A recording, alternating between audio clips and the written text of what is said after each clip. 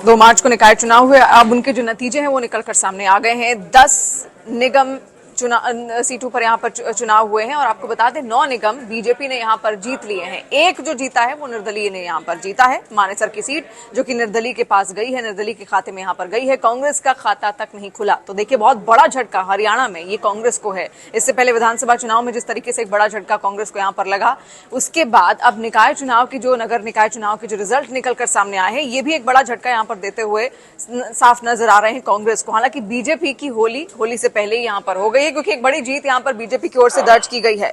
अब बीजेपी किस किस सीट पर यहाँ पर जीती है ये जाना देखिए बेहद जरूरी है।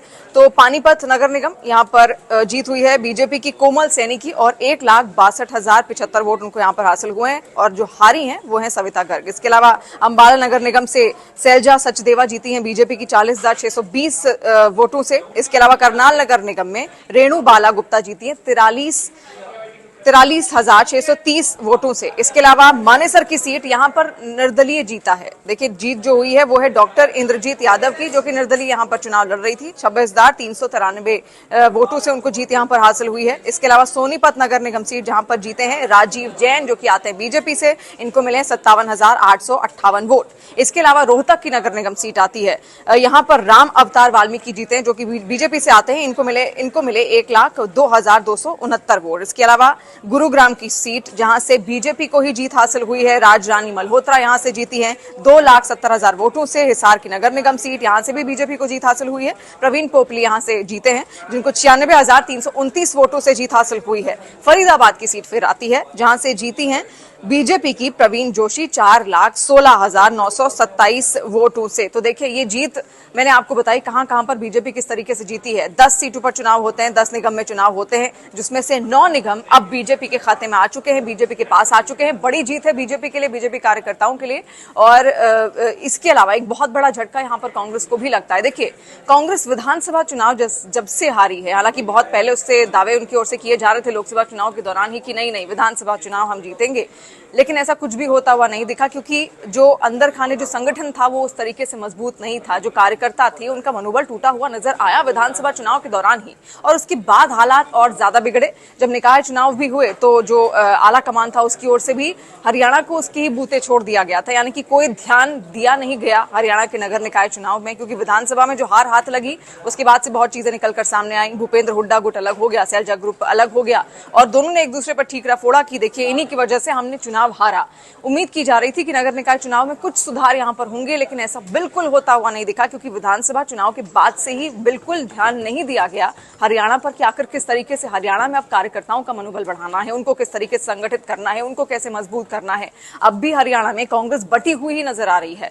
एक तरफ है सैलजा गुट, जो कि भूपेंद्र हुड्डा गुट को समझना नहीं चाहता, सुनना नहीं चाहता, और ये कहता है कि जो हार हुई है अब तक उन्हीं के कारण हुई है। वहीं भूपेंद्र हुड्डा गुट है, वो ये कहते हैं कि सैलजा अगर साथ आती, उनके जो समर्थक है वो उनके साथ आते, तो उनकी वजह से शायद उनको कहीं पर यहाँ पर जीत हासिल हो जाती, लेकिन ऐसा होता हुआ नहीं दिखा और दोनों अलग थलग हो गए, दोनों के विचार अलग अलग हो गए। यही कारण है कि फूट पड़ती हुई हरियाणा कांग्रेस के अंदर साफ दिखी। एक बड़ा मौका था उनके पास खुद को एक बार फिर से संगठित करने का, लेकिन आला कमान ने तक उनको छोड़ दिया। कांग्रेस की जो टॉप लीडरशिप है उसका कोई ध्यान नहीं गया इन नगर निकाय चुनाव में। कोई बड़ी रैली उनकी ओर से यहाँ पर नहीं की गई, छोटी छोटी रैलियां यहाँ पर की गई, और उन्हीं छोटी रैलियों के जरिए नतीजा ये हुआ कि कांग्रेस में जो फूट थी वो साफ साफ दिख रही थी। और देखिए जनता सब कुछ जानती है, कहते हैं जनता को सब पता होता है। बीजेपी का ट्रैक रिकॉर्ड आपने देख रखा है, किस तरीके से बीजेपी काम करती है। छोटा चुनाव हो, बड़ा चुनाव हो, उसके लिए हर चुनाव बड़ा ही होता है, कोई भी छोटा चुनाव नहीं होता। तो नगर निकाय का ही क्यों ना चुनाव रहा हो, लेकिन बीजेपी ने पूरी जी तोड़ मेहनत की, और वो इस बात को बखूबी जानते थे कि कांग्रेस टूटी हुई है, तो इसका फायदा उन्होंने यहाँ पर उठाया। और जैसा कि मैंने पहले भी आपको कहा, और बीजेपी हर बार कहती आई है कि हर जीत उनके लिए बड़ी होती है, हर चुनाव उनके लिए बड़ा होता है, इसीलिए उनका जो मकसद होता है हर चुनाव को लेकर भी वो भी बड़ा होता है। और नगर निकाय चुनाव में भी यही देखने को मिला। एक बड़े मकसद के साथ बीजेपी पहुंची और यहां पर 10 निगम चुनाव हुए थे। 10 सीटों पर जो 9 सीटें हैं, 9 निगम हैं, वो अब बीजेपी के खाते में आ चुके हैं। मानेसर एक ऐसी सीट है मात्र जो निर्दलीय के खाते में गई है, वहां से निर्दलीय चुनाव यहां पर लड़े थे। तो देखिए बहुत बड़ा झटका है कांग्रेस के लिए, और कांग्रेस को अब यहां पर सोचना होगा कि अब आगे कैसे काम किया जाए। क्या ऐसी स्थितियां रहेंगी, और अगर ऐसी स्थितियां रही तो आगे आने वाले चुनाव बहुत ज्यादा नुकसान पहुंचा सकते हैं कांग्रेस को। और देखिए अगर आपके कार्यकर्ता ही अगर टूटे हुए हैं तो उनको जोड़ने का काम भी जो टॉप लीडरशिप होती है उसी का होता है। जैसे भूपेंद्र हुड्डा हैं, वो जोड़ सकते हैं इन कार्यकर्ताओं को, कुमारी सैलजा जोड़ सकती है इन कार्यकर्ताओं को, क्योंकि उन्हीं को लोग सुनते हैं। और अगर वो इस तरीके से आपसी मतभेद रखेंगे तो वो जो मतभेद है वो जमीनी स्तर पर भी देखने को मिलेगा, वो कार्यकर्ताओं के अंदर भी देखने को मिलेगा। कार्यकर्ता भी बढ़ जाएंगे दो हिस्सों में और फिर मुश्किल आएगी चुनावों के दौरान। और बीजेपी की स्ट्रैटेजी अगर आप देखें तो देखिए, कोई भी चुनाव अगर 5 साल बाद भी है तो उसकी जो स्ट्रैटेजी है उनकी वो बननी 2-3 साल पहले से शुरू हो जाती है। 2-3 साल पहले से वो मेहनत करने शुरू कर देते हैं, चुनावों को निकालते हैं, सर्वेस कराते हैं, तो उसके हिसाब से फिर वहां पर कैंडिडेट्स के जो नाम है वो चयनित करके आगे बढ़ाए जाते हैं। उसी हिसाब से उनको वहां पर टिकट दिया जाता है।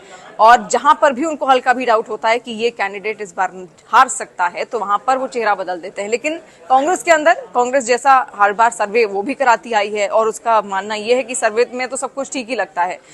और इस बार भी कुछ ऐसा ही हुआ। बिल्कुल ध्यान नहीं दिया गया कांग्रेस की ओर से इन निकाय चुनाव को लेकर, कोई तैयारी नहीं की गई, संगठन को मजबूत नहीं किया गया, कांग्रेस को मजबूत नहीं किया गया। जो स्थानीय नेता थे वो आपस में लड़ते ही हुए नजर आए, भूपेंद्र हुड्डा कह लीजिए, कुमारी सैलजा कह लीजिए।